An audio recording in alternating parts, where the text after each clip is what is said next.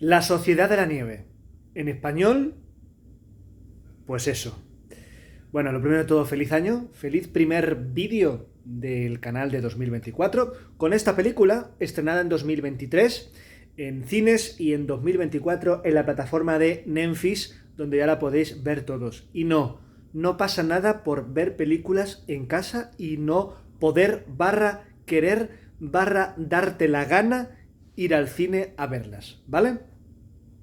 En mi caso, sí que he podido ir a ver al cine esta película, de hecho fue mi última película de 2023 y quería esperar un poquito para comentaros, ahora que se ha estrenado ya en Netflix, para comentaros y daros este regalito de Reyes, como queráis llamarlo, sobre este Critimóvil. Va a ser un Critimóvil sin spoiler y después haré una parte con spoiler para hablar de un par de cosas que me han parecido interesantes, pero que prefiero que la gente que vaya a ver la película no las sepa, aunque no son spoiler propiamente dichos, ¿vale? Pero bueno, iré después. Lo primero de todo, la historia. ¿Qué cuenta esta película? Bueno, lo primero que tengo que deciros es que cuanto menos sepáis de la historia, mejor. Luego hablaré un poco de esto que tiene que ver con lo que voy a decir con la parte con spoiler, ¿vale? Pero cuanto menos sepáis, mejor. Es verdad que esta historia es muy conocida por todo el mundo, retoma un poco J. Bayona digamos, la historia de superación y supervivencia más importante que hemos tenido en la segunda mitad del siglo XX. Y por tanto, muchos conocemos la historia, hemos visto entrevistas, hemos visto un montón de cosas, hemos visto películas. Pero si queréis, si aceptáis mi consejo, no veáis nada antes de ver esta película. El recuerdo que tengáis de películas como Viven o de alguna entrevista, de tal, pero no veáis nada, ¿de acuerdo? Porque así, bajo mi punto de vista, vais a disfrutar mucho más de esta película. Bien, la película cuenta la experiencia de un equipo de rugby uruguayo que en un momento dado, en un viaje hacia Chile, tiene un accidente de avión y se estrella en la cordillera de los Andes. Y a partir de ahí hay una historia de superación, supervivencia, con un final que yo creo que casi todo el mundo sabe, pero no voy a desvelar por si acaso. Claro, es una película, como he dicho, de superación y de supervivencia. Es una película de accidente, es una de avión. Es una película de espectacularidad de imágenes porque estamos hablando de la cordillera de los Andes, que probablemente haya pocos lugares en el mundo más espectaculares que los Andes. Y estamos hablando de siglo XXI, 2023, 2024. Lo fácil hubiese sido irse a lo espectacular, a entrar por los ojos, a crear unas secuencias de acción, por ejemplo, lo que tiene que ver con el accidente, o con lo que tiene que ver, por ejemplo, con la avalancha, no diré nada más, que hubiese sido espectacular, sacar el músculo técnico y sacar un poco los fuegos artificiales, como últimamente se hace en gran parte de las producciones, tanto de estadounidenses como de otros lugares, ¿eh? Pero no. J. Bayona nos tiene acostumbrados a un cine bastante más íntimo, y lo cumple en esta película. Lo importante de la historia, para Bayona, es el lado humano, el lado íntimo, el lado introspectivo del accidente, de cómo vive esta gente el accidente. Por eso, lo primero que hace, y esto no es spoiler porque lo veréis ya al principio, es insertar una voz en off, una voz narrativa que va contando, reflexionando sobre ciertos momentos que se están viendo en la película, la voz de uno de los protagonistas, de uno de los muchachos del accidente. Esto ya la diferencia de otras propuestas, porque yo no sé si este guión, que está escrito a cuatro manos, pero que se basa en el libro de Pablo Bierchi, o Bierki, no sé cómo se pronunciará, o Bierzi, no sé si realmente esa voz en off está sacado de alguna de las experiencias de alguno de los supervivientes, pero si no es así, lo parece. Y eso hace que rápidamente empatices con humanamente lo que está sucediendo, porque tienes una voz que en ocasiones te está haciendo pensar, haciendo reflexionar y sobre todo haciendo sentir. Y a mí esto me ha gustado. Es verdad que las voces en off a veces están muy mal metidas y sobran. En este caso está en los momentos adecuados y además, luego de la parte con spoiler, hay un juego, hay un giro con esa voz que me ha gustado, que me ha parecido muy interesante. Pero diré la parte con spoiler. Por tanto, voz en off de un personaje íntimo, intimidad de los personajes, olvidaos de algo grandilocuente. Pero a pesar de todo, las imágenes son espectaculares. Es cierto que para todos los que sean montañeros por aquí del Pirineo, a lo mejor reconocéis que realmente esto no es los Andes, esto es el Pirineo, porque está rodado aquí a 20 minutos de mi casa, ¿vale? Media hora de mi casa. Entonces, es cierto que hay algunas que si eres, claro, si vives aquí y conoces un poco este paraje en invierno, pues yo había momentos en la sala de cine que decía, hostia, mira, pero si ese es el pico tal, o mira, si eso es el collado de no sé qué. De aquí, eso no son los Andes, pero bueno, es una tontería, a mí no me sacó de la película ni mucho menos, pero bueno, ya os digo que las imágenes de estas montañas nevadas es absolutamente espectacular. Hay CGI, porque hay cosas que están añadidas, yo por ejemplo que conozco un poco el entorno, pues hay algunas cositas que están añadidas, vamos, no se nota en absoluto y queda perfectamente bien y perfectamente integrado. Los momentos de acción, entre comillas, voy a hablar solamente del accidente de avión, son terriblemente cortos, cosa que me gusta, porque no se ha recreado, pero terriblemente crudos. Hay una visceralidad sin llegar a entrar en el morbo, pero, hostia, uno siente realmente dentro de sí el accidente de avión. Uno se revuelve en la silla, en la butaca de cine o en el salón o en el sillón de vuestra casa. Realmente está muy bien hecho. Y la historia, como digo, transcurre en estos días en la montaña y una de las cosas que Bayona también creo que pone el punto es más allá de la moral, porque yo creo que lo plasma los acontecimientos y deja la parte moral al espectador, cosa que me gusta, que tampoco suele ser habitual en cierto tipo de cine, sobre todo habitual, de ahora, ¿de acuerdo? Reciente, quiero decir.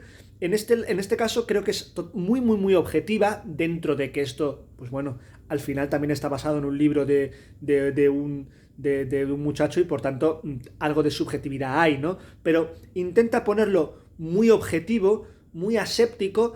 Esta puede ser uno de los problemas de la cinta, para alguien que a lo mejor buscaba algo más lacrimógeno, algo más emocional, algo más potente, algo más tal. Puede ser un problema. Para mí no lo ha sido realmente, aunque es verdad que la película en algunos momentos me ha dejado un poco frío, pero creo que era necesario porque luego me ha dado que pensar y la he visto hace 4 o 5 días y todavía no me la he quitado de la cabeza. O sea que en ese sentido está bien. Pero lo que digo, también creo que intenta hablar del paso del tiempo. Y por eso, en muchos casos, por lo menos en gran parte al principio de la película, luego parece como que desaparece, como si realmente ya no importara o ya no se supiera realmente cuándo es. Te pone los días exactos que lleva esta gente en la nieve.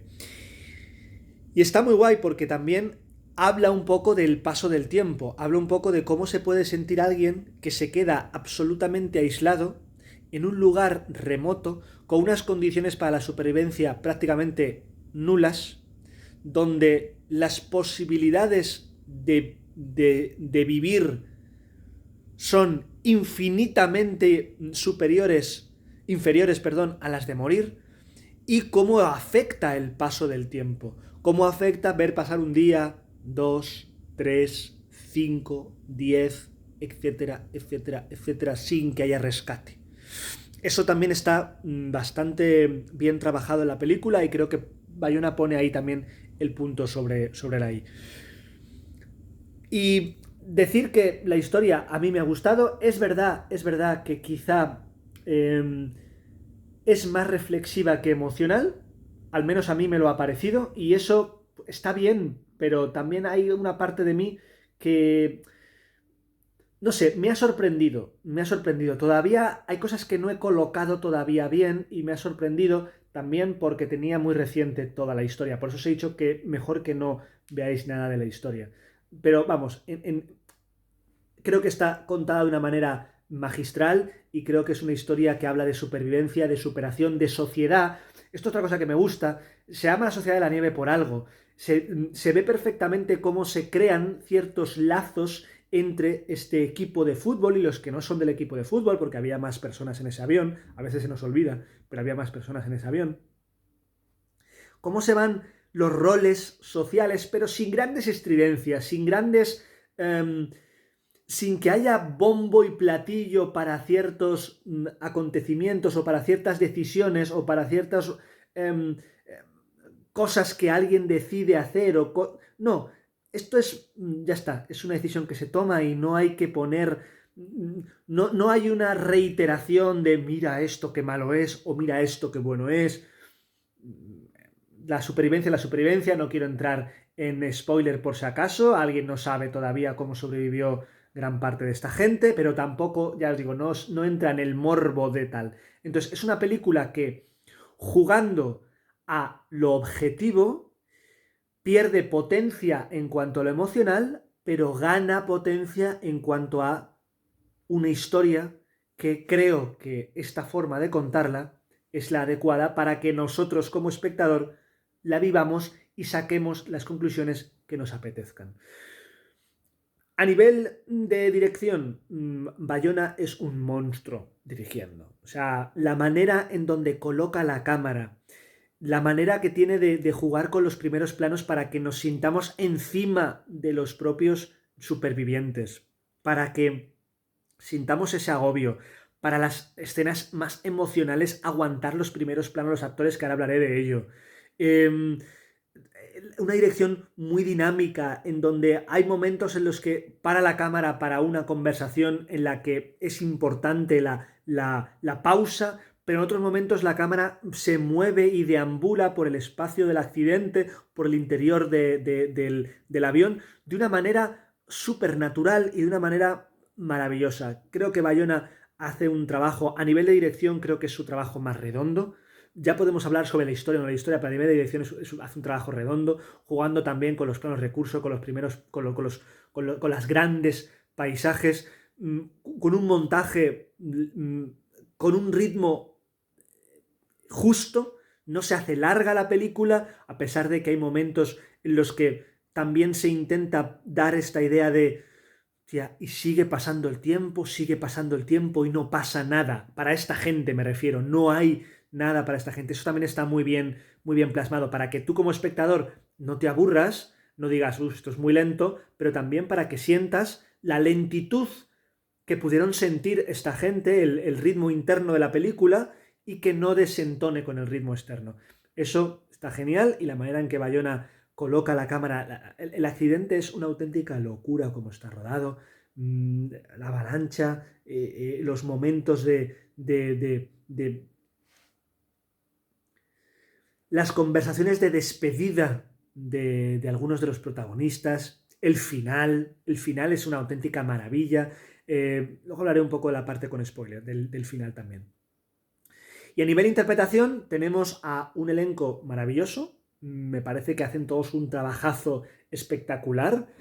Quiero destacar a dos personajes que son los que a mí, también la película, son los que más pone un poco el foco en ellos, o dos de los que más lo pone.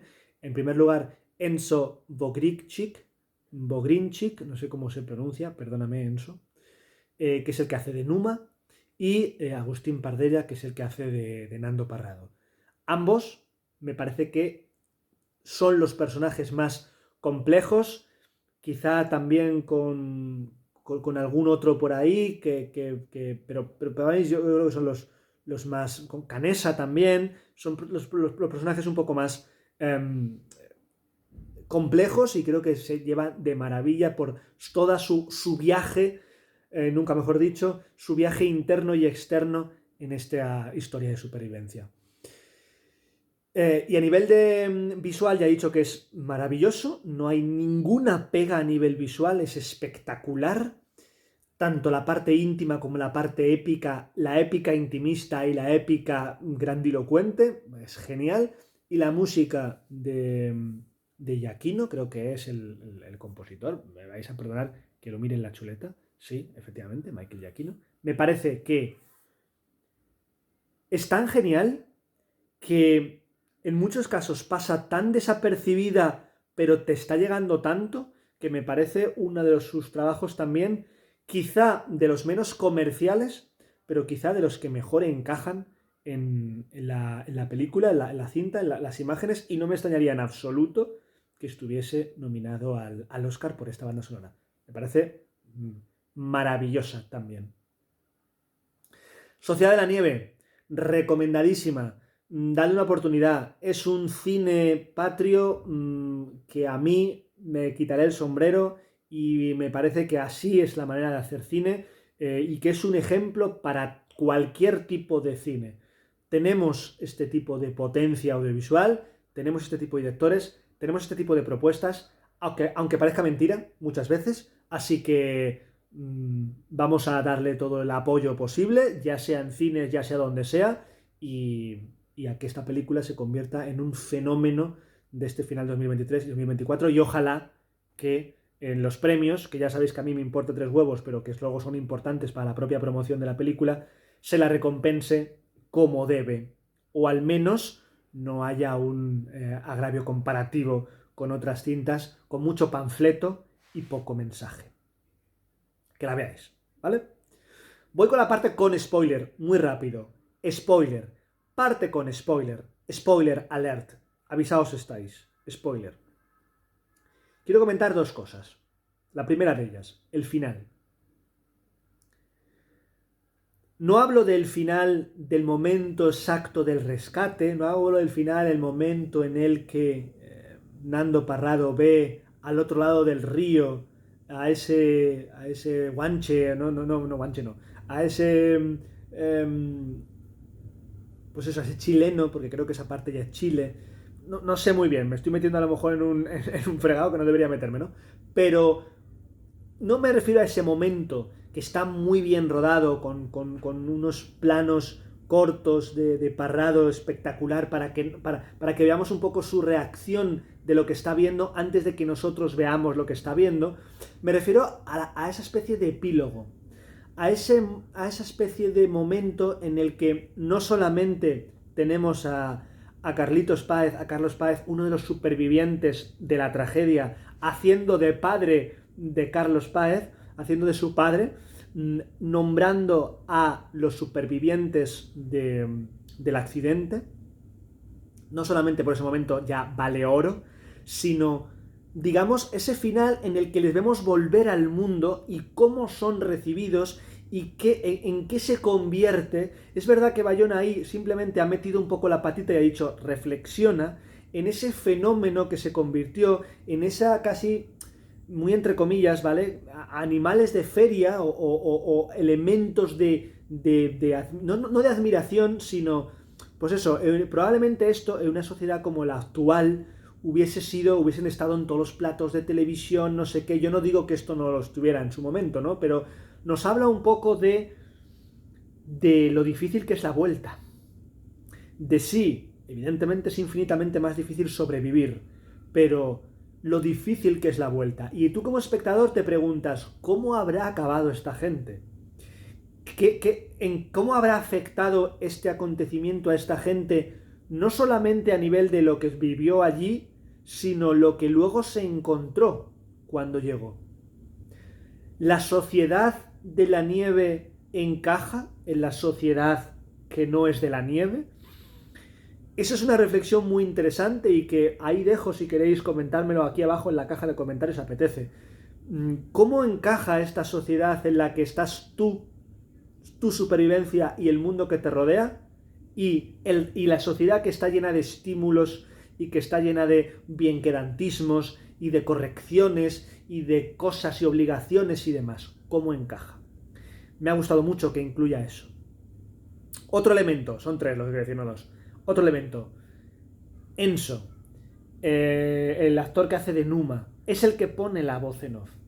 Y me encanta porque Claro, cuando yo estaba viendo la película, soy bastante admirador de esta historia, he visto varias entrevistas antes, he leído algún libro, y entonces yo sé que Numa no sobrevive. Entonces yo sabía desde el principio que ese actor, que esa voz en off, si era la de Numa, había algo raro ahí. Y el giro que le da Bayona al matar al personaje, no matarlo, sino que luego realmente este personaje muera en una parte avanzada de la película, pero que aún así su voz en off no solamente nos haya acompañado antes, sino que nos acompañe después, me parece como una manera de salirse de la película, como si, llamémoslo alma, espíritu, lo que sea, como si Numa, el Numa que ya está al otro lado de esta dimensión, de esta vida, de este mundo, estuviese contando la película realmente desde fuera, no desde dentro. Me parece una decisión muy chula y que no sé si a vosotros os lo habéis interpretado así, pero a mí me ha gustado mucho que una vez que muera Numa, en vez de dejarse de escuchar su voz en off, hay momentos en los que se escuche. En ese final, por ejemplo, se escucha en ese epílogo.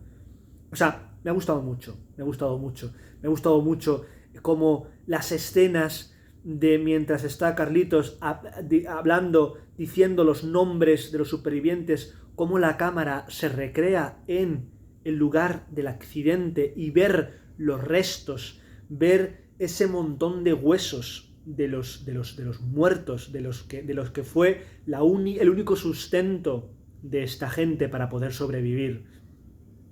Que ya os digo, os he dicho la parte sin spoiler, que me gusta mucho, que aunque es más crudo, porque se llegan a ver los cadáveres perfectamente descarnados, no entra en lo morboso. Y esas últimas imágenes, esos últimos momentos, para mí los últimos 5 minutos, 7 minutos de película, para mí es la culminación perfecta de esta película y es cuando yo ya lloré a lágrima viva, ¿vale? Que tampoco es muy difícil. Así que la decisión de la voz en off de Numa y de ser un personaje que parece que está fuera de la realidad, genial. Y por último, lo que os he dicho antes, no veáis Viven antes, no veáis nada de las entrevistas. Una de las cosas que a mí me ha hecho, y estoy completamente convencido, que me ha hecho disfrutar un poquito menos de la película, es que tenía tan presente Viven, tenía tan presente las entrevistas, las historias, los libros. Vi Viven apenas hace unos meses. De hecho, la vi antes de enterarme de que esta película existía y que estaba en postproducción. Un error por mi parte. Como he dicho antes, no la veáis porque os habéis dado cuenta de que hay cosas que son exactamente iguales que Viven. Y había algunos momentos en los que yo estaba en el cine diciendo, esto ya lo he vivido, esto ya me lo sé. Sé perfectamente cómo van a salir de aquí. ¿Hay diferencias con Viven? Las hay. ¿Hay cosas que están en Viven y aquí no? Sí. ¿Hay cosas que están aquí que en Viven no? También. ¿La manera de tratar ciertos conflictos es diferente aquí de Viven? Sí. Pero al final hay, no sé, un 70% de la película que es un calco, porque además en Viven se hizo un trabajo espectacular y maravilloso de recreación de ese avión y de esos espacios y de casting para que se pareciesen también a los actores a los personajes reales, y aquí también. Entonces, ya os digo, hay momentos que son como muy parecidos. Pero a pesar de eso, a pesar de ello, que yo a lo mejor haya disfrutado menos porque haya sentido que simplemente era revivir otra vez la misma historia, pero aún así, ya os digo que no le quita ni un ápice de potencia. Pero, lo dicho, si podéis ir lo más virgen posible, y si estáis aquí es que lo habéis hecho, contadme si a vosotros ha pasado también, o si habéis podido evitar un poco ese contagio de la otra película. A pesar de todo, me parece un peliculón, ya os lo digo, me parece una película de nosotros, el ser humano, en un momento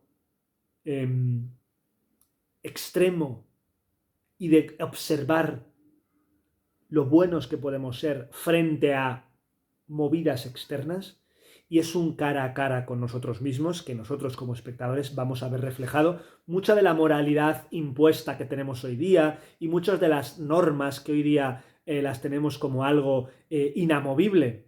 Probablemente os deis cuenta que Solamente imaginaos 24 horas en esta situación, veríais como mucha de esa carcasa nuestra y de esa mierda que tenemos por encima se iría y quedaría lo único, quedaría lo esencial, quedaría nosotros y la nieve. Nada más, nada menos. Sociedad de la Nieve, 2023, 2024. Vedla, os va a gustar, os lo aseguro. Un besazo. Feliz año y por muchas aventuras más. Con buen final, si puede ser.